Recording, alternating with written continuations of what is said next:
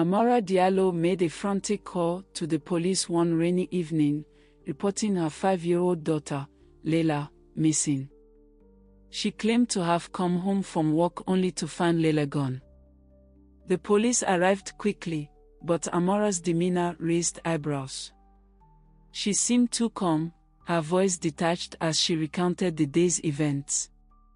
The officers noted her odd behavior but proceeded with the search for the missing girl, hoping it was nothing more than a misunderstanding.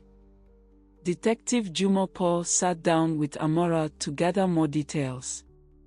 When asked about Leila's routine, Amora's answers were inconsistent. One moment she said her daughter had been at school, the next she claimed she had stayed home due to illness.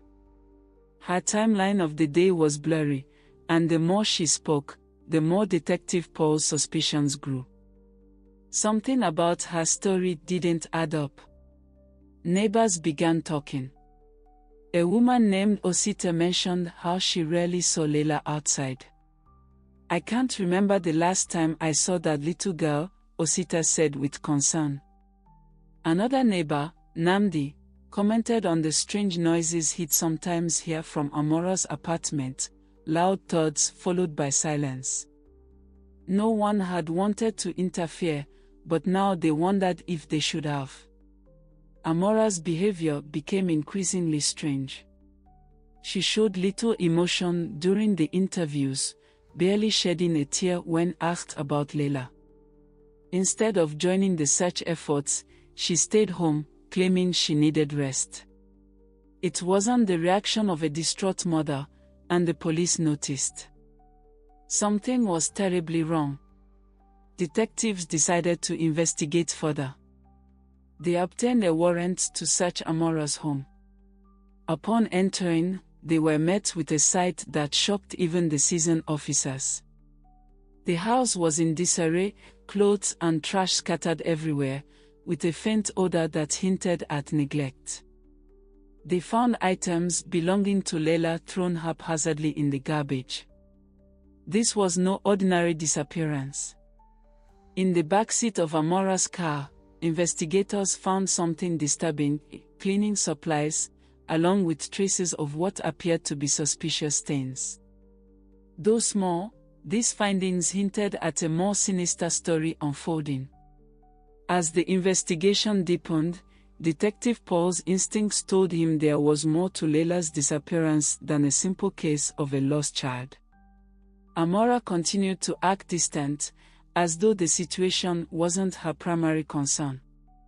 The inconsistencies in her story only fueled the detective's suspicions. Where had Leila been in the days leading up to her disappearance? Piecing together the timeline of Leila's last day was challenging.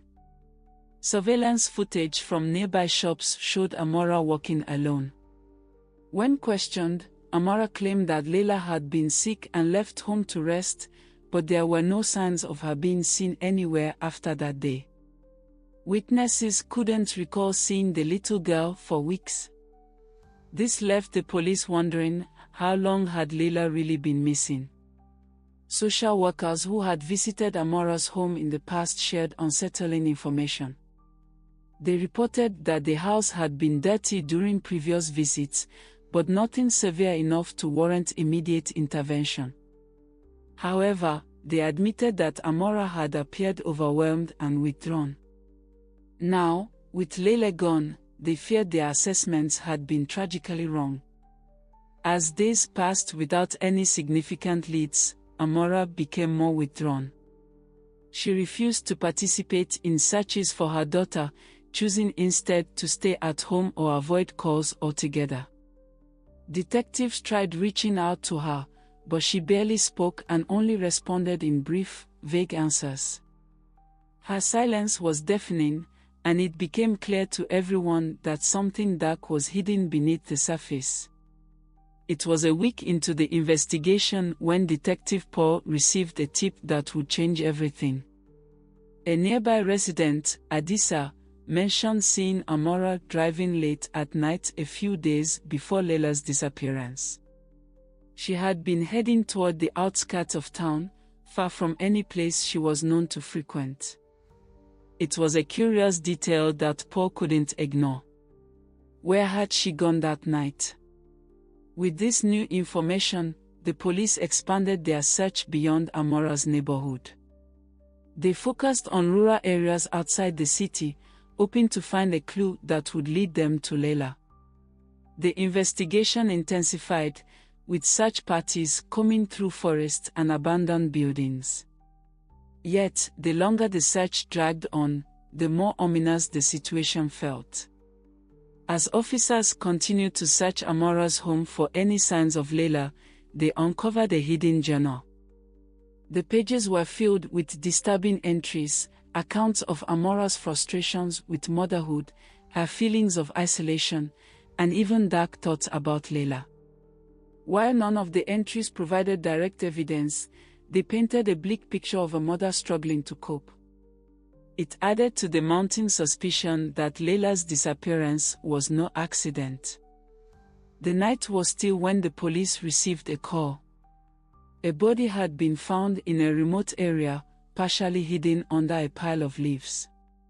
Officers rushed to the scene, fearing the worst. Upon arrival, they confirmed their deepest fears: the remains were those of a child. Though the body was severely decomposed, there was no doubt that this was little Leila. The grim discovery shook the entire community. Forensic teams worked tirelessly to confirm the identity of the remains. When the DNA results came in, they confirmed what everyone feared: Leila had been found. The cause of death, however, remained inconclusive. There were signs of malnutrition, but no definitive evidence of how she had died. The ambiguity left investigators frustrated, though it only strengthened their belief that Leila had suffered long before her tragic end.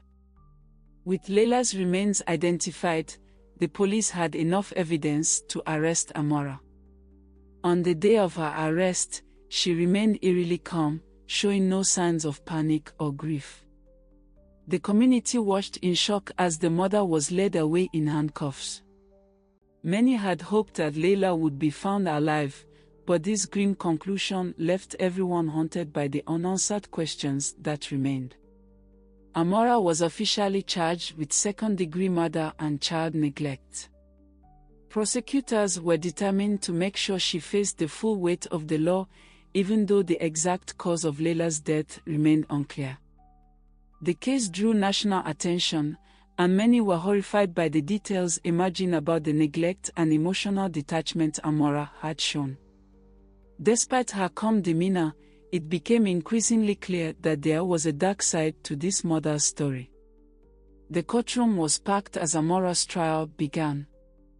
The prosecution laid out their case, detailing the months of neglect Leila had endured. They presented evidence of the filthy home environment, the strange cleaning products found in Amora's car, and the suspicious timeline of Leila's disappearance. Amora sat quietly as the charges were read, her face expressionless. It was hard to reconcile this cold woman with the image of a loving mother. Neighbors were called to testify.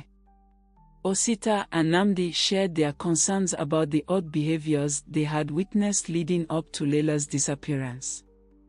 They spoke of the loud noises, Amora's isolation, and how rarely they saw Leila outside. Osita recounted how she had wanted to check on the girl but never did, a decision she now regretted deeply. Their testimonies painted a picture of a woman who had been slowly unraveling. Amora's defense team introduced a new angle, a mental health plea. They claimed that Amora had been suffering from severe depression and post-traumatic stress due to her military service, which had clouded her judgment and ability to care for Leila. Her lawyer argued that while Amora had neglected her daughter, she had never intended to cause her harm. This defense brought sympathy from some, but many still believed that Amora had to be held accountable for her actions. Amora's military background became a focal point of the trial. Her defense argued that she had been a model soldier before returning home to raise Leila alone. The pressures of being a single mother, combined with untreated trauma from her time in service, had left her struggling to cope. They pointed out that Amora had no prior criminal record and had once been a dedicated, hard-working woman. But the prosecution countered that this did not excuse the level of neglect Leila had endured. The prosecution presented further evidence of neglect, showing photos of the filthy apartment and the items belonging to Leila that had been carelessly discarded. They revealed text messages Amora had sent to friends, complaining about how hard it was to raise a child alone. One message was particularly chilling: "Sometimes I just want to be free of all this." The prosecution argued that this was proof of Amora's growing resentment toward Leila. The forensic team took the stand to explain their findings. Though the exact cause of death remained undetermined, the signs of malnutrition were clear. Leila had been neglected for months, possibly longer. The experts couldn't say if she had died of starvation or other causes, but it was evident that she had suffered greatly in her final days. The prosecution seized on this point, arguing that Amora had knowingly allowed her daughter to waste away. Despite the mounting evidence against her, Amora continued to deny any intentional wrongdoing. She claimed that she had been doing her best as a mother and had never meant for things to spiral out of control. Her calm, almost robotic responses unnerved those watching the trial. Was this a woman in deep denial, or was she truly incapable of understanding the gravity of her actions? After weeks of emotional testimony and intense legal battles, the jury finally reached a verdict. The courtroom was silent as the foreman stood to deliver the decision. Amora was found guilty of second-degree murder and child neglect. Though many had hoped for a harsher charge, such as first-degree murder, the jury believed there wasn't enough evidence to prove premeditation. Nonetheless, Amora now faced the prospect of spending the rest of her life behind bars. During the sentencing phase, the judge addressed Amora directly, speaking of the deep tragedy that had unfolded. Leila was a vulnerable child, dependent on your care, and you failed her in the most profound way, the judge said, his voice heavy with emotion. Amora remained expressionless, as if the weight of the words didn't register. She was sentenced to life in prison, with the possibility of parole after 30 years. It was a sentence that left many feeling both relieved and unsettled. As Amora was led away in handcuffs, the community was left to grapple with the tragedy. Candlelight vigils were held in Leila's memory, and many residents questioned whether more could have been done to prevent this outcome. The story became a cautionary tale of how easily children can slip through the cracks, even in plain sight. For those who had known Leila, the grief was profound. In the wake of the trial, community leaders and activists came together to honor Leila's short life. Schools, churches, and local organizations held events to raise awareness about child neglect and mental health. They wanted to ensure that no other child would face the same tragic fate. A small memorial park was built in Leila's name, a place where children could play safely, surrounded by loving families. Her legacy became a symbol of hope, even in the darkest circumstances. Amora's life behind bars was a stark contrast to her time as a mother and military officer. In prison, she spent most of her days in solitude. Though she received therapy for her mental health issues, she remained distant, rarely engaging with other inmates or counselors. Her refusal to acknowledge the full extent of her actions puzzled the prison staff. While she expressed regret for what had happened, she maintained that it was never her intention to harm Leila. The trial exposed significant flaws in the social services system. Reports of neglect had been filed about Amora's home, but follow-up visits had been minimal, and the severity of the situation was underestimated. This led to public outcry, demanding that the system be overhauled to prevent future tragedies. As a result, new laws were introduced that required stricter monitoring of high-risk families and more resources for overwhelmed parents. Leila's case became a turning point for social services reform. For Detective Jumo Paul, the case of Leila Diallo haunted him long after the trial ended. He had seen many tragic cases in his career, but this one lingered in his mind. Leila had been so young, and it was clear to him that more could have been done to protect her. He began advocating for better training for law enforcement officers in handling cases of child neglect, hoping that future investigations would save children like Leila before it was too late. The media coverage of the case was intense, with news outlets across the country reporting every detail of the trial.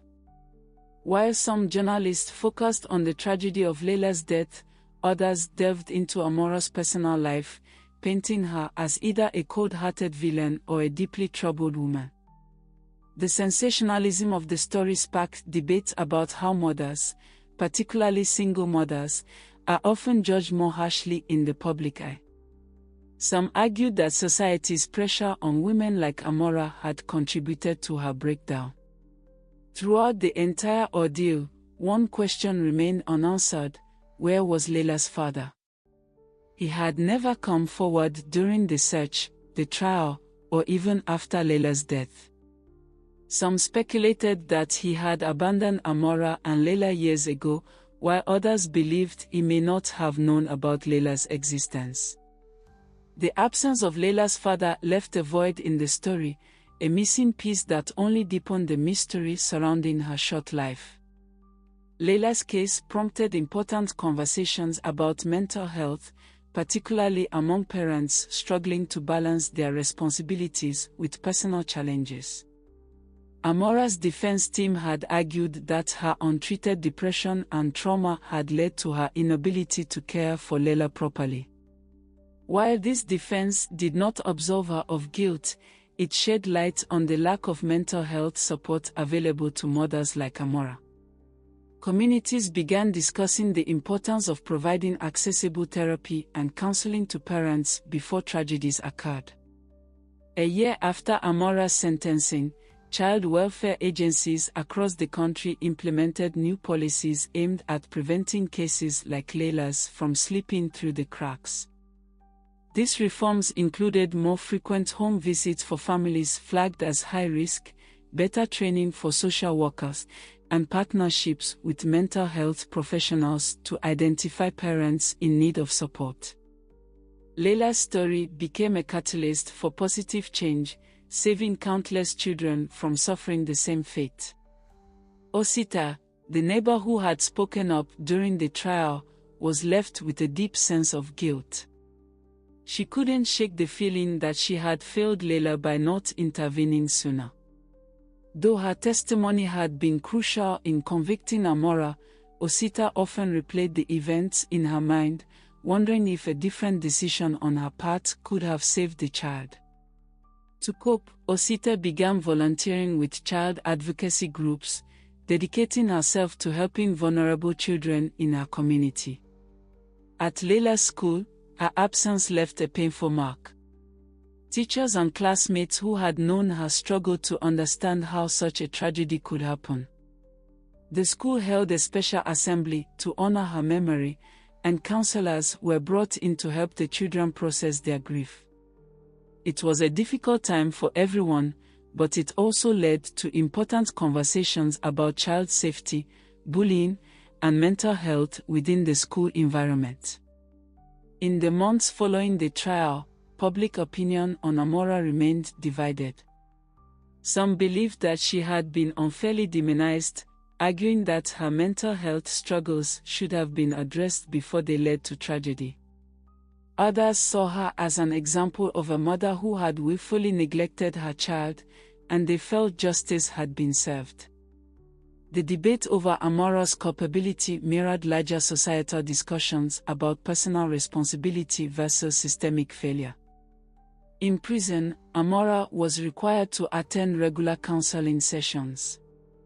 Though she remained mostly withdrawn, small cracks in her stoic demeanor began to show. She spoke briefly about her time in the military, describing how the stress had weighed on her, but she never fully opened up about Leila. Her counselor, Dr. Stella, believed that Amora's refusal to confront the reality of her daughter's death was a form of self-protection, but without full acknowledgement, healing would be impossible. After months of silent, tense sessions, Dr. Stella finally made a breakthrough with Amora. One day, when asked about Leila, Amora broke her silence. "I didn't mean for it to end like this," she whispered. She admitted she felt overwhelmed, trapped by the pressures of being a single mother and struggling with her mental health. Though this admission wasn't a full confession, it was the first time Amora acknowledged that something had gone terribly wrong. Inspired by Leila's case, Dr. Stella spearheaded a community outreach program aimed at helping struggling single parents. The program provided resources like free counseling, parenting workshops, and emergency childcare. It also raised awareness about the importance of seeking help before situations spiraled out of control. Many parents who had once felt alone and overwhelmed found solace in the support network, preventing future tragedies from occurring. Namdi, another neighbor who had testified at the trial, was haunted by the sound of the strange noises he had heard coming from Amora's apartment. He, too, felt guilty for not acting sooner. After the trial, he became an advocate for community vigilance, encouraging people to report signs of neglect or abuse immediately. He partnered with local organizations to educate neighbors on how to spot warning signs and intervene in a safe, supportive way. In her solitary cell, Amora began to reflect on her life. She thought about her time in the military, how her once disciplined life had spiraled into chaos after she became a mother. She thought about Leila, the little girl she had failed, and for the first time, she allowed herself to feel the grief. It wasn't an easy process, but it marked the beginning of her internal reckoning. The emotional distance she had kept from the world started to fade. In prison, Amora began interacting with a group of other mothers who were incarcerated. These women, too, had stories of neglect, abuse, and trauma. As they shared their experiences, Amora realized she wasn't alone in her struggles. These mothers offered her a sense of understanding and camaraderie she hadn't felt in years. Though it didn't change her past, it gave her a new sense of purpose. She joined them in supporting one another through their shared pain. Years later, a group of children played joyfully in Leila's Memorial Park, their laughter echoing through the air. Among the trees stood a statue of Leila, a small but enduring reminder of the little girl whose life had sparked change. Families visited the park often, taking comfort in the knowledge that Leila's legacy had helped protect future generations. The park became a place of healing for the community, a symbol of hope born from tragedy. Dr. Stella began publishing research on the psychological effects of trauma on parents and how untreated mental health issues can lead to neglect. She used Amora's case as a cautionary example of what happens when trauma and stress are ignored. Her work gained national attention, leading to changes in how social services and law enforcement handle cases involving parents with mental health struggles. Her research paved the way for better preventative care for at-risk families. A documentary filmmaker named Kwame took an interest in Leila's story. He spent months interviewing key players, neighbors, detectives, social workers, and even Dr. Stella. The documentary, titled Unseen, told the story of how Layla slipped through the cracks of society. It didn't portray Amora as a monster but rather as a broken woman who lacked the support she desperately needed. The documentary was both heartbreaking and eye-opening, sparking nationwide conversations about child welfare and mental health. For Layla's classmates, her death had a lasting impact. Many of them struggled to understand what had happened, and the school implemented grief counseling to help them cope.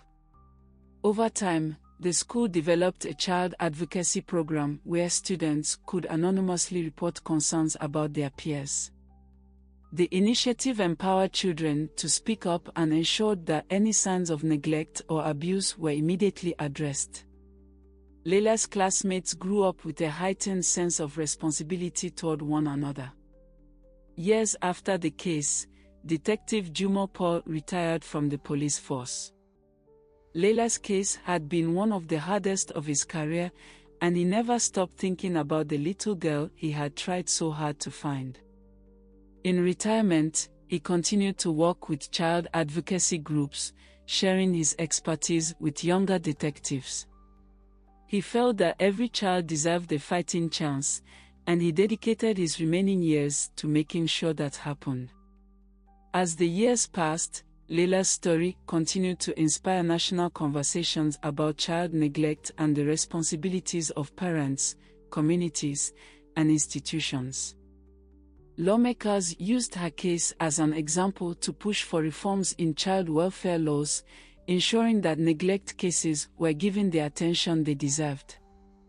The public slowly began to understand that while individuals like Amora should be held accountable, systemic failures also played a critical role in these tragedies.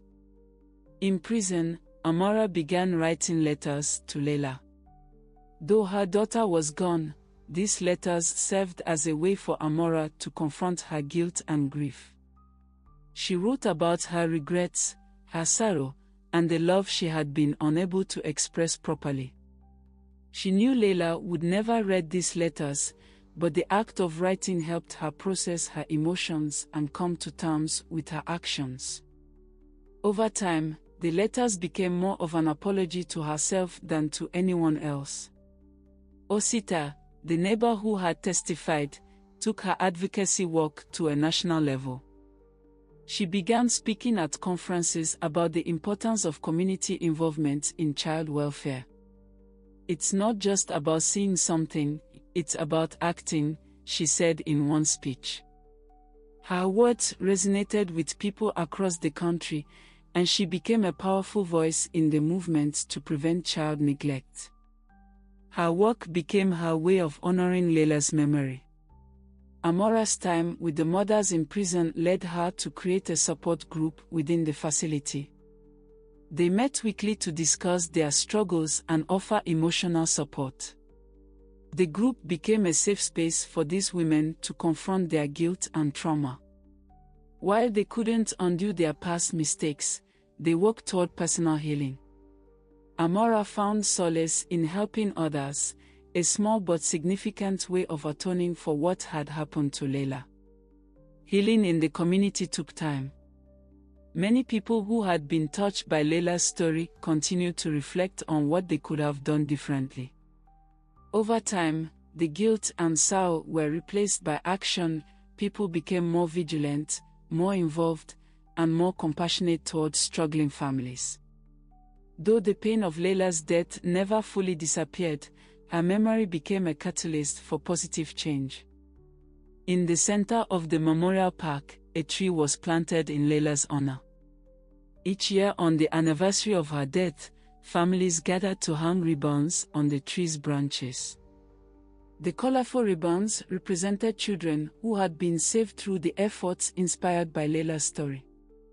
As the tree grew taller and stronger, so did the community's resolve to protect its children. The tree stood as a living reminder of the power of resilience and change. The letters that Amora had written to Layla became a source of healing for her. She kept them hidden away in a small drawer in her prison cell. One day, she shared them with Dr. Stella, who encouraged her to continue writing. Through these letters, Amora finally began to process the depth of her loss. She wrote to Layla about the things they would have done together, the birthdays she missed, the laughter they never shared. Each letter was a step toward accepting her guilt and seeking redemption in the only way she knew how. Layla's case was one of many that ultimately led to widespread changes in child welfare policies. Programs were created to better identify signs of neglect, and communities were encouraged to get involved before it was too late. These changes were slow but steady, and over time, more children were saved from abusive or neglectful environments. Layla's story had a lasting impact on the way society viewed child protection. As Amora aged in prison, she became more reflective. She continued leading the support group and helping new inmates adjust to life behind bars.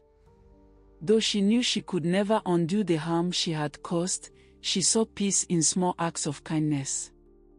In her final years, Amora grew closer to the other women in her support group, and they became like a family to her. She passed away quietly one night in her sleep, leaving behind the legacy of a broken woman who had found some form of redemption. Every year, on the anniversary of Layla's death, the community came together to celebrate her life. Though her time on earth had been short, her legacy lived on in the children who were saved because of her. The annual remembrance ceremony was filled with laughter, tears, and gratitude for the lessons her story had taught them. Layla's memory became a symbol of resilience, reminding everyone of the importance of protecting the most vulnerable among them. Layla's story was ultimately one of transformation. From the depths of tragedy, a community rose to create meaningful change. The system, once flawed, became more vigilant, and the people who had once felt powerless found their voices. Layla Diallo's life, though brief, had left a lasting imprint on the hearts of everyone who heard her story. Through her, the world learned the importance of vigilance, compassion, and the power of change. Do you think Amora deserves a second chance? Tell us in the comment section below. Please like and subscribe. Share this story with your loved ones so they can learn to always seek for help and also help others. Thank you for listening. Watch this next story on your screen to learn about a deceitful couple who ate their visitors until their own son exposed them. Stay tuned for more interesting and captivating stories like this. Bye.